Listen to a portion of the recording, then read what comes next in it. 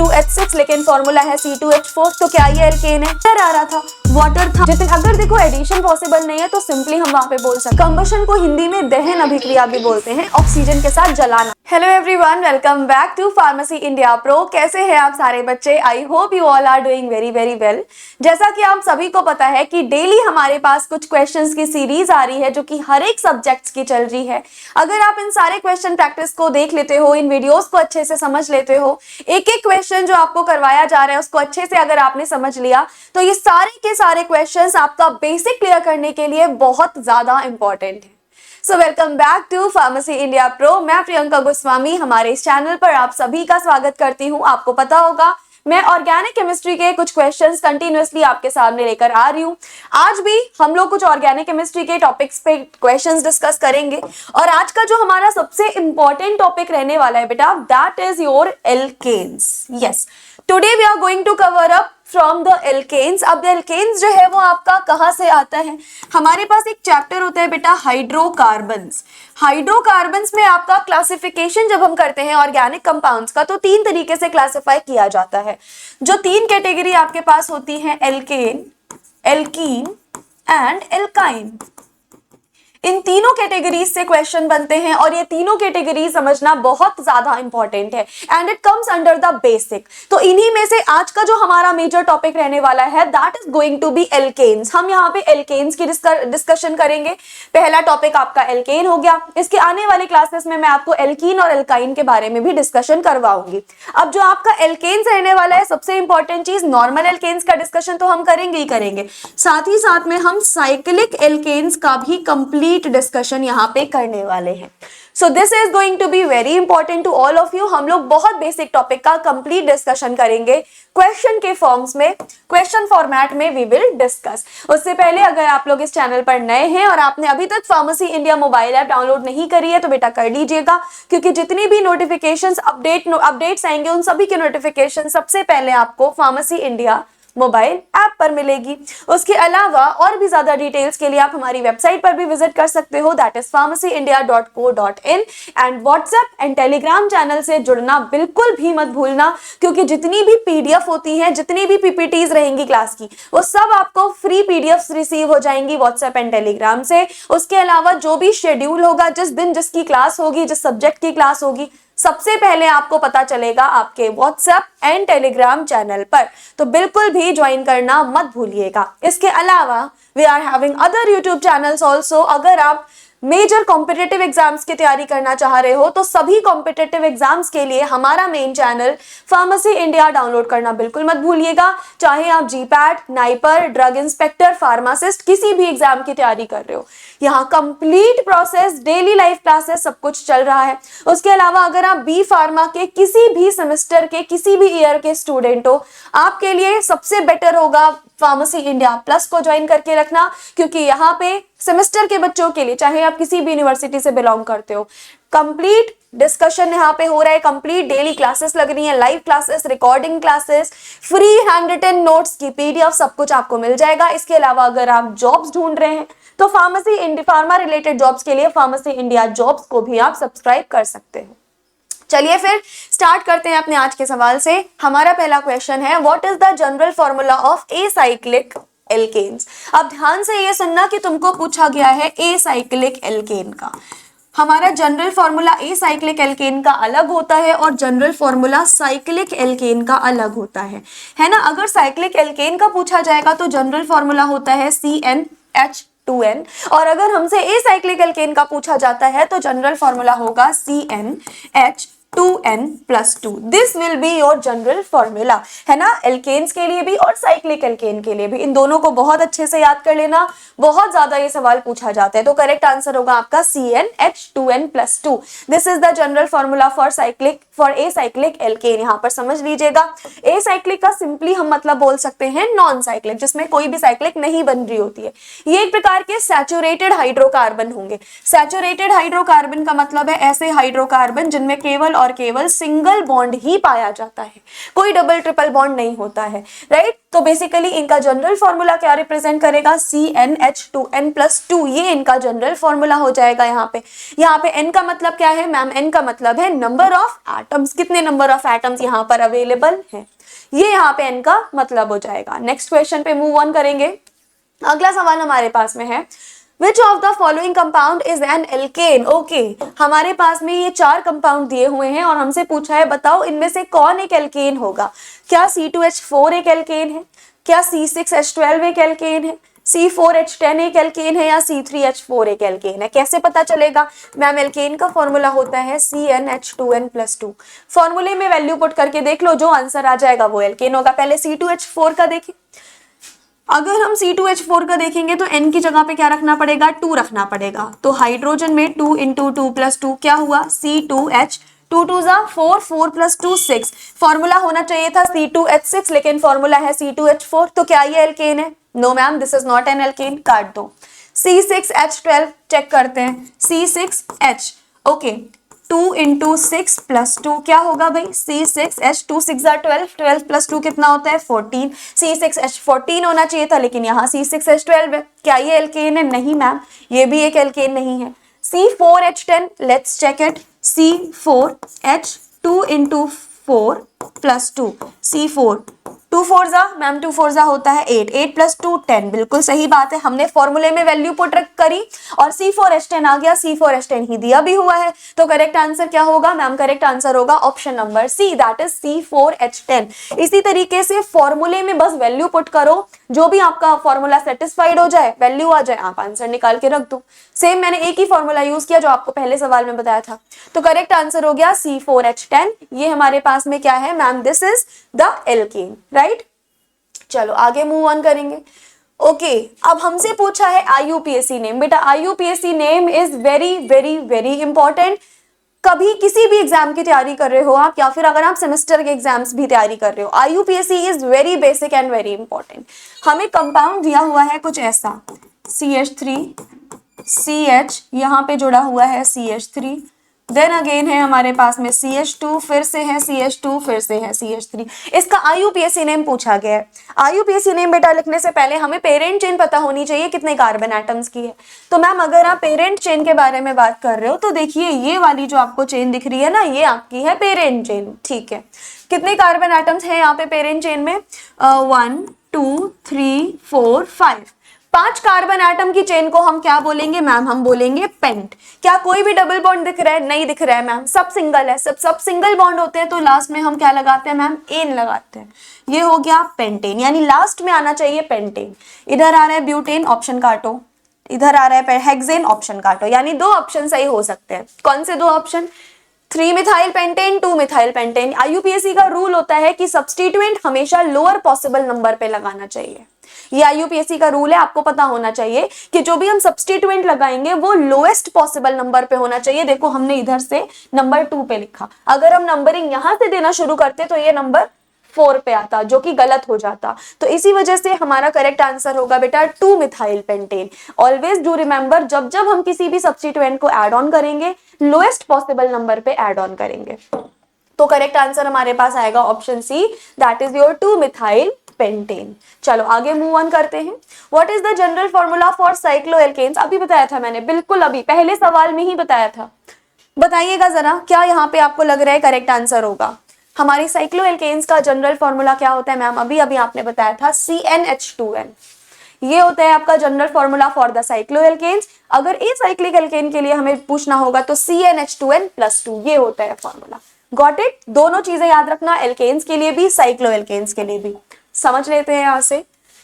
Cycloalkanes are the saturated hydrocarbons, yes I know that, where the carbon atoms are arranged in a ring। यानी सीधी सी बात है भाई, cycloalkane का मतलब ही होगा कि जितने भी एटम्स होंगे वो सारे एक रिंग में अटैच होंगे। यस, एक रिंग में अटैच होते हैं।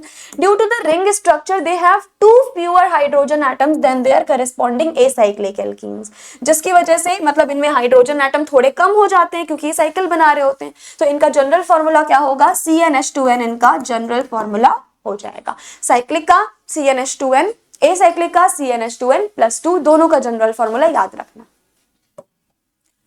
चलो नेक्स्ट क्वेश्चन पे मूव ऑन करेंगे। Which of the following has the highest ring strain. बेटा ये आपकी एक थ्योरी के नाम से जाना जाता है जिसे हम बोलते हैं Baeyer's ring strain theory. Baeyer नाम के एक साइंटिस्ट थे, इन्होंने रिंग के स्ट्रेन पर रिलेटेड कुछ कुछ अपनी थ्योरीज दी, इन्हीं के नाम पर बेयर रिंग स्ट्रेन थ्योरी भी कहा जाता है। फॉर एग्जाम्पल तुम्हारे पास एक 3 मेंबर्ड की रिंग है, 4 मेंबर्ड की रिंग है, 5 मेंबर्ड की रिंग है और 6 मेंबर्ड की रिंग है। ये सबका हाइब्रिडाइजेशन जो होगा बेटा वो sp3 है, यानी इन सबका जो आइडियल हाइब्रिडाइजेशन होना, आइडियल बॉन्ड एंगल होना चाहिए वो होना चाहिए 109.5 डिग्री। ठीक, लेकिन इसका जो एक्चुअल बॉन्ड एंगल होता है बेटा वो होता है आपका केवल और केवल 60 डिग्री। इसका एक्चुअल बॉन्ड एंगल होता है 90 डिग्री। इसका एक्चुअल बॉन्ड एंगल लगभग 108 डिग्री और इसका एक्चुअल बॉन्ड एंगल 120 डिग्री होता है। यानी होना चाहिए था 109.5 और होता केवल 60 है। कितना ज्यादा डेविएशन आ रहा है, होना चाहिए कम से कम 109.5, बॉन्ड एंगल मिल हमें केवल 60 डिग्री रहा है। तो एक्चुअल बॉन्ड एंगल में जो ये डेविएशन होता है, जितना ज्यादा डेविएशन होगा उतना ज्यादा स्ट्रेन डेवलप होगा। तो यहाँ पे हम लिखेंगे हाईएस्ट बॉन्ड एंगल डेविएशन, हम यहाँ पर लिखेंगे हाईएस्ट बॉन्ड एंगल डेविएशन। और जितना ज्यादा बॉन्ड एंगल डेविएशन होगा उतना ज्यादा क्या होगा मैम, उतना ही ज्यादा हमारे पास में स्ट्रेन अवेलेबल होगा, उतना ही रिंग में स्ट्रेन होगा। यानी सबसे ज्यादा स्ट्रेन कौन सी रिंग में है, सबसे ज्यादा स्ट्रेन साइक्लोप्रोपेन में है। अभी दिखाया था 3 मेंबर की जो रिंग होती है दैट इज साइक्लोप्रोपेन, उसमें सबसे ज्यादा हमें रिंग का स्ट्रेन मिलेगा। आगे मूव ऑन करते हैं। Which type of reaction is characteristic of alkanes. Alkane का फेमस कैरेक्टरिस्टिक रिएक्शन क्या है? Addition reaction, substitution reaction, elimination reaction या रीअरेंजमेंट रिएक्शन। ध्यान रखना मेरी बात, जब जब आपके सामने एल्केन या कोई भी सैचुरेटेड हाइड्रोकार्बन आएगा वो कभी भी एडिशन रिएक्शन नहीं शो करता। इसको हमेशा अपने मेमोरी में याद रख के चलना, एडिशन रिएक्शन कोई भी एल्केन कभी शो नहीं करेगा। एडिशन एल्कीन में देखने को मिलता है, अल्काइन में देखने को मिलता है, but alkanes do never show addition reaction. यहाँ पे मैं लिख देती हूं, alkanes do never show addition reaction. तो ये तो भाई तुम्हारा ऑप्शन होने से रहा, इसको तो पहले से ही काट दो, ये तो पॉसिबल ही नहीं है। तो बाकी कौन सा ऑप्शन हमारे पास करेक्ट होगा? Substitution reaction. जितने अगर देखो एडिशन पॉसिबल नहीं है तो सिंपली हम वहां पे बोल सकते हैं कि सब्स्टिट्यूशन रिएक्शन पॉसिबल होगी। तो डू रिमेंबर, जब जब हम एल्केन के बारे में बात करेंगे वहां कभी एडिशन पॉसिबल नहीं होगा, वहां जो पॉसिबल रिएक्शन होगी that would B substitution reaction. ठीक है, तो एल्केन्स हमारे पास क्या होते हैं मैम? एल्केन्स जनरली सैचुरेटेड होते हैं, सिंगल बॉन्ड एटम होंगे यहाँ पे, एंड अनरिएक्टिव होते हैं, बिल्कुल भी रिएक्टिव नहीं होते हैं। They do not have double और ट्रिपल बॉन्ड। सिंपल सी बात है, उनके पास डबल या ट्रिपल बॉन्ड होगा नहीं, केवल सिंगल बॉन्ड होता है। तो they can not undergo addition reaction, just remember this thing. And the primary reaction is a free radical substitution, यानी ये सब्स्टिट्यूशन रिएक्शन दिखा सकते हैं, जिसका सबसे फेमस एग्जाम्पल आपका हो जाएगा हेलोजनेशन। ठीक, आगे मूव ऑन करें। The boiling points of alkanes increases as the number of carbon atom increases due to, जैसे जैसे alkane में कार्बन एटम बढ़ते जाते हैं वैसे वैसे boiling point भी बढ़ता जाता है। Why it happens? ऐसा क्यों होता है बताइए। क्या हाइड्रोजन बॉन्डिंग इंक्रीज होती है? क्या डाइपोल डाइपोल इंटरेक्शन इंक्रीज होता है? क्या लंडन फोर्सेस इंक्रीज होंगे? या क्या कोवेलेंट बॉन्ड स्ट्रेंथ इंक्रीज होगी? जल्दी से बता दो मुझे, ऐसा क्या होता है? सबसे पहली चीज तो मैम यहाँ वांडर वाल्स फोर्सेस यानी जो लंदन डिस्पर्जन फोर्सेस होते हैं वहां पे इंक्रीमेंट आता है। तो सबसे सही हमारे पास देखिए एक्सप्लेनेशन क्या होगा। एल्केन्स जितने भी होंगे वो सारे के सारे नॉन पोलर मॉलिक्यूल्स होते हैं। Now what do you mean about non polar molecules? Ma'am non polar molecule का सीधा सा मतलब हो गया no difference in electronegativity. No difference in electronegativity, जहां पे इलेक्ट्रोनेगेटिविटी में कोई भी डिफरेंस नहीं पाया जाता। So the only intermolecular forces present are weak London dispersion forces. कौन से फोर्सेस बेसिकली प्रेजेंट होते हैं ma'am? Weak London dispersion forces basically यहाँ प्रेजेंट हो जाते हैं। And these forces increase with increasing in molecular size. जैसे जैसे कंपाउंड में मोलिकुलर साइज बढ़ेगा, नंबर ऑफ कार्बन एटम बढ़ेंगे, वैसे वैसे हमारा फोर्सेस भी बेसिकली इंक्रीज हो जाएंगे। एंड जैसे जैसे ये कार्बन की चेन लॉन्गर होती जाएगी, वांडर वाल फोर्सेस क्या होंगे मैम? वांडर वाल फोर्सेस बहुत स्ट्रांग होते जाएंगे एंड बेसिकली और भी ज्यादा इनको एनर्जी चाहिए होगी आगे जाने के लिए। तो दैट मीन्स यहाँ पे हम बोल सकते हैं कि इनके जो बॉइलिंग पॉइंट्स होंगे वो भी हायर होंगे। The number of structural isomer possible for C4H10। Okay, तो हमारे पास क्या दिया हुआ है, हमें दिया हुआ है C4H10। बता दो कितने स्ट्रक्चरल आइसोमर्स पॉसिबल हैं। स्ट्रक्चरल आइसोमर्स का सीधा मतलब होता है हम इसको कितने और तरीकों से बना सकते हैं, और कौन कौन से तरीकों से हम इस C4H10 को ड्रॉ कर सकते हैं, वो हो जाएंगे इसके स्ट्रक्चरल आइसोमर्स। तो बताइएगा कितने स्ट्रक्चरल आइसोमर्स पॉसिबल है मैम। यहाँ पे पर्टिकुलरली आपके पास में 2 स्ट्रक्चरल आइसोमर्स पॉसिबल है। जस्ट डू रिमेंबर, जब जब हम ब्यूटेन के बारे में बात करेंगे हमें 2 स्ट्रक्चरल आइसोमर्स रिसीव होंगे। कौन कौन से मैम 2 स्ट्रक्चरल आइसोमर्स, चलो समझते हैं। Structural isomers have the same molecular formula but different structural arrangement। पहली बात तो डेफिनेशन समझ लो। यहाँ पर क्या होता है मैम, यहाँ जो मोलिकुलर फॉर्मूला है वो सेम रहेगा बट डिफरेंट स्ट्रक्चरल अरेंजमेंट। जो स्ट्रक्चरल अरेंजमेंट होगी वो कैसी होगी मैम, यहाँ स्ट्रक्चरल अरेंजमेंट डिफरेंट होगी, यानी कि जो स्ट्रक्चर्स होते हैं वो अलग अलग होंगे।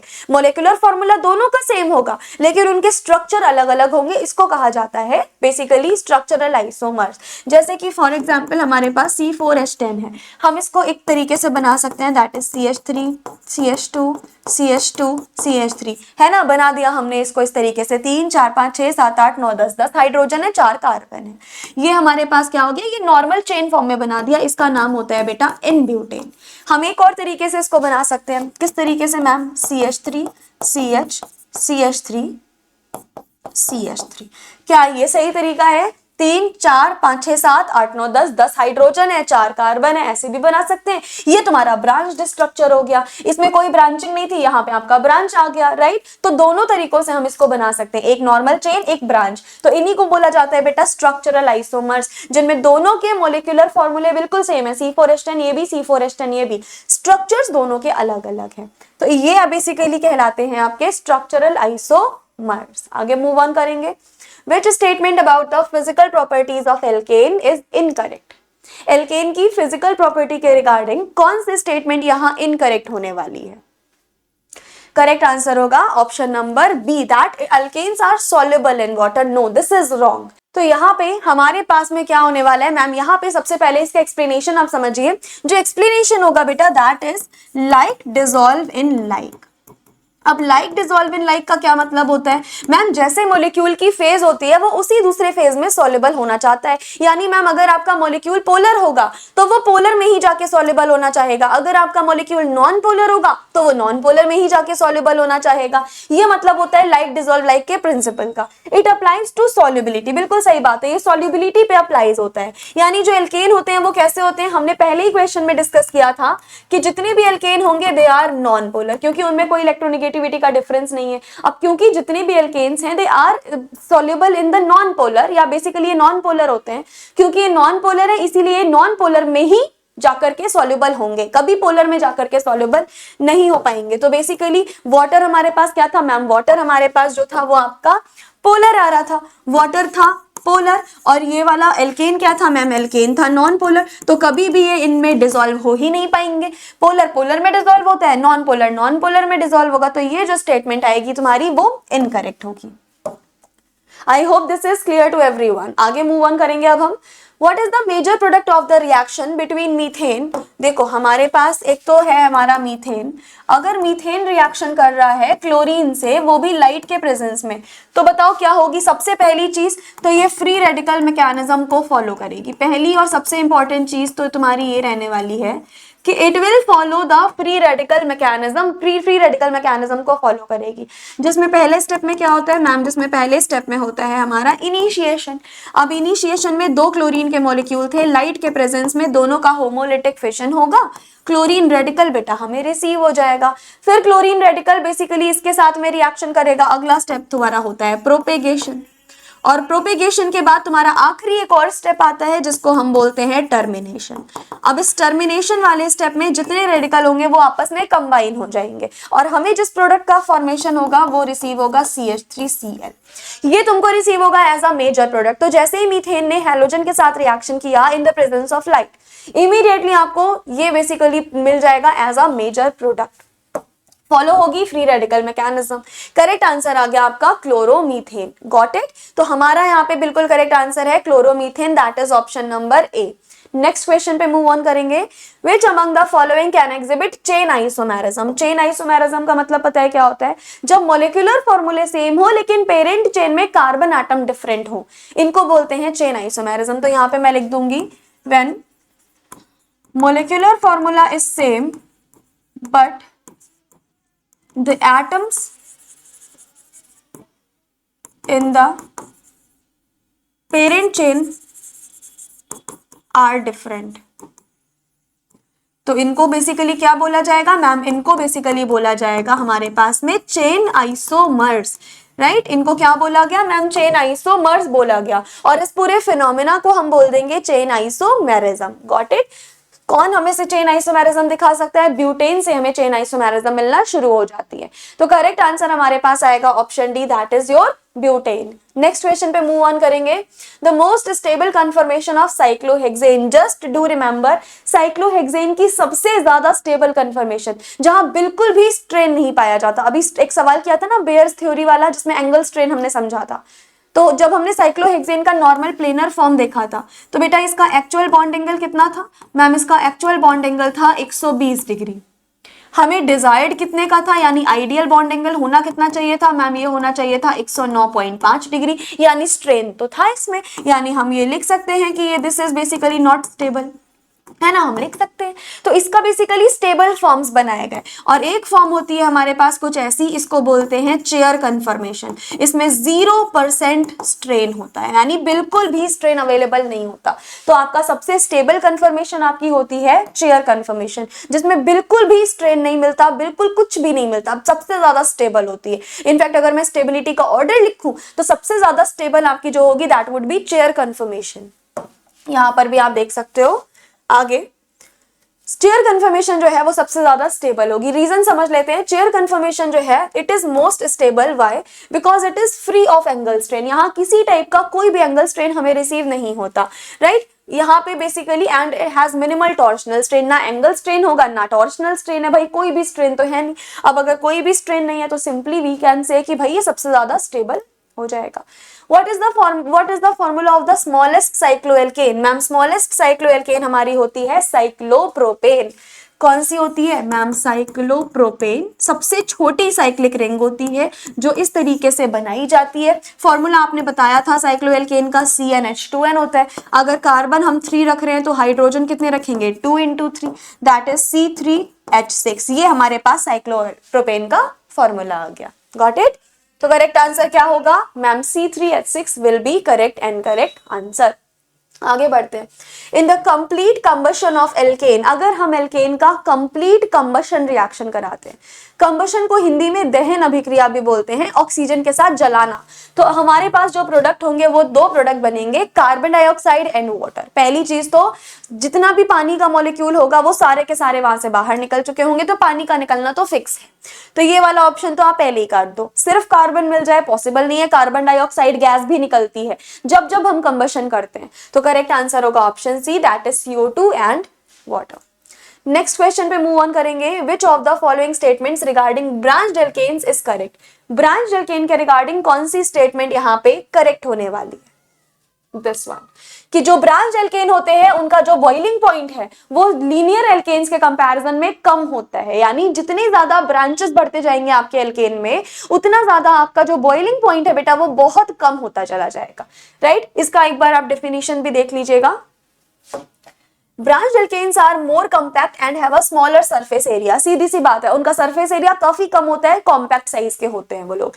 Reduce surface area leads to weaker intermolecular London dispersion forces, क्योंकि इनका सरफेस एरिया कम होता जा रहा है जिसकी वजह से जो इनके लंडन फोर्सेस हैं वो और भी ज्यादा कम होते जा रहे हैं। दैट सिंपली मीन्स इनमें कम एनर्जी की रिक्वायरमेंट होगी, और कम एनर्जी की रिक्वायरमेंट होने की वजह से इनके बॉइलिंग पॉइंट भी बहुत कम होते हैं। The hybridization of carbon atom in all alkanes and cycloalkenes.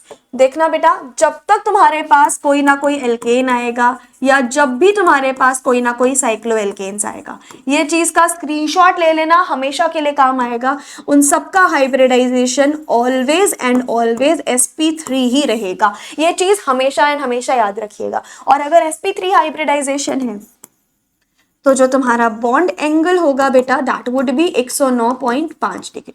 ये चीज बस हमेशा याद रखना कि कोई सा भी एल्केन आए, कोई सा भी साइक्लोएल्केन आए, हमेशा उसका बॉन्ड एंगल बेसिकली 109.5 रहेगा, हाइब्रिडाइजेशन sp3 रहेगा। तो यहाँ करेक्ट आंसर क्या हो गया ma'am? sp3, option c correct answer हो गया। आगे मूव ऑन करेंगे। The reaction of alkyl halide with sodium metal, ये बहुत बहुत बहुत फेमस रिएक्शन है। अल्काइल हैलाइड है जिसकी सोडियम मेटल के साथ रिएक्शन हम करा रहे हैं, ये डाई ईथर की प्रेजेंस में हो रही है, हमें हायर एल्केन्स मिल जाता है और इस पर्टिकुलर रिएक्शन को कहते हैं वुड्स रिएक्शन। याद रखना, this particular reaction is known as a Wurtz reaction. मैंने पता है कैसे याद की थी? ड्राई ईथर से याद रखी थी। जब जब सोडियम मेटल दिया हो और ड्राई ईथर की प्रेजेंस हो, कुछ सोचना ही नहीं है, वो रिएक्शन सिंपली वुड्स हो जाएगी, बस कुछ सोचना ही नहीं है। सोडियम की प्रेजेंस हो, ड्राई ईथर दिया हो, सीधी सिंपल सी रिएक्शन हो जाएगी तुम्हारी वुड्स रिएक्शन। तो ये कौन सी रिएक्शन होगी? सिंपली मैम ये हमारी वुड्स रिएक्शन है। एक बार समझ लो, वुड्स रिएक्शन में अल्काइल हैलाइड की सोडियम के साथ रिएक्शन, दोनों आर मिल जाएंगे, सोडियम हैलाइड वापस निकल जाएगा, इनको वुड्स रिएक्शन बोला जाता है। Next, the number of hydrogen atoms in acyclic alkanes with 8 carbon atom. ये भी सिंपल फॉर्मूले से लग जाएगा। एसाइक्लिक एल्केन, जल्दी से जनरल फॉर्मूला बताइए एसाइक्लिक एल्केन का। जब जब हम एसाइक्लिक एल्केन के बारे में बात करेंगे, जनरल फॉर्मूला होता है CnH2n+2। हमें क्या दिया हुआ था? हमें 8 कार्बन एटम दिए थे, यानी n की जगह हम रखेंगे 8। तो हाइड्रोजन कैसे निकालेंगे? 2 × 8 + 2, C8H28 16, 16 + 2 18, यानी हाइड्रोजन कितने आ रहे हैं मैम? हाइड्रोजन आपके पास 18 आ रहे हैं। तो what would be the correct answer? Simply ma'am correct answer होगा ऑप्शन बी 18। सिंपल सा फॉर्मूला, हमने फॉर्मूले में वैल्यू पुट करी, हमारा आंसर आ गया 18 जो है वो राइट आंसर है हमारे पास। आगे मूव ऑन करेंगे। Which of the following is not a property of alkanes? इनमें से कौन एल्केन की प्रॉपर्टी नहीं होगा? सो आपका करेक्ट आंसर है C, it undergoes addition reaction easily. बेटा अभी थोड़ी देर पहले समझाया था कि इनमें कभी भी एडिशन रिएक्शन नहीं होती। जब जब आपके सैचुरेटेड हाइड्रोकार्बन आएंगे तब तब कभी भी तुम्हारी एडिशन रिएक्शन होनी ही नहीं है। तो ये आपका सही आंसर है। नेक्स्ट क्वेश्चन पे मूव ऑन करेंगे। IUPAC नेम पूछा है हमसे, अगर कोई साइक्लोहेक्सेन है जिसमें इथाइल ग्रुप भी है, मिथाइल ग्रुप भी है, एडजेसेंट कार्बन पे अटैच है, तो करेक्ट आंसर आएगा 1 इथाइल 2 मिथाइल साइक्लोहेक्सेन। ऐसा क्यों? क्योंकि मैम ABCD में E पहले आता है, M बाद में आता है, और हमेशा इनके नामों को रखना पड़ेगा हमें अल्फाबेटिकल ऑर्डर में। अल्फाबेटिकल ऑर्डर का मतलब होता है ABCD में जो शब्द पहले आएगा उसका नाम पहले लिखो। M तो पहले आता नहीं है, तो पहले मिथाइल नहीं रख सकते थे हम, यहाँ पहले मिथाइल रख दिया, गलत ऑप्शन है। यहाँ इथाइल है लेकिन पोजीशन दोनों पे सेम पोजीशन कर दी, गलत बात है, ये भी गलत आंसर है। इथाइल मिथाइल, यहाँ तो पोजीशन लगाना ही भूल गए, अगर आप पोजीशन ही नहीं लगा रहे हो तो गलत IUPAC होगा। तो हमारा करेक्ट आंसर होने वाला है option A, 1 ethyl 2 methyl cyclohexane. ये है हमारा एकदम एक्यूरेट आंसर, यानी पेरेंट रिंग हमारे पास साइक्लोहेक्सेन है। सब्स्टिट्यूएंट 2 है, एक है इथाइल एक है मिथाइल। पहले इथाइल का नाम रखेंगे फिर मिथाइल का। अकॉर्डिंग टू IUPAC सब्स्टिट्यूएंट को अल्फाबेटिकल ऑर्डर में रखा जाता है, मैंने बताया था अभी अभी, तो इसी वजह से हमने ये नाम जो रखा वो हमारा final. And that is all about this session. इस सेशन में आपके 20 MCQs डिस्कस हो चुके हैं। अब मिलते हैं अगले सेशन में अगले किसी टॉपिक के साथ। Thank you so much.